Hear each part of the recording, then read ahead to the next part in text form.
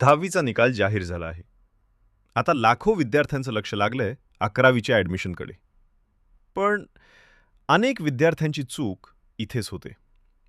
वेळेवर कागदपत्रे तयार नसल्यामुळे प्रवेशात अडचणी येतात.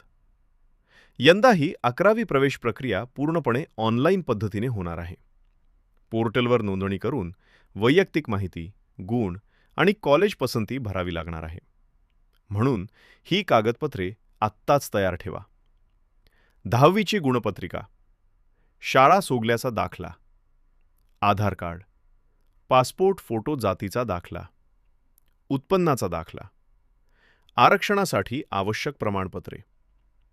प्रवेश प्रक्रिया गुणवत्तेनुसार होणार असून शेवटच्या विद्यार्थ्याला प्रवेश मिळेपर्यंत प्रक्रिया सुरू राहणार आहे.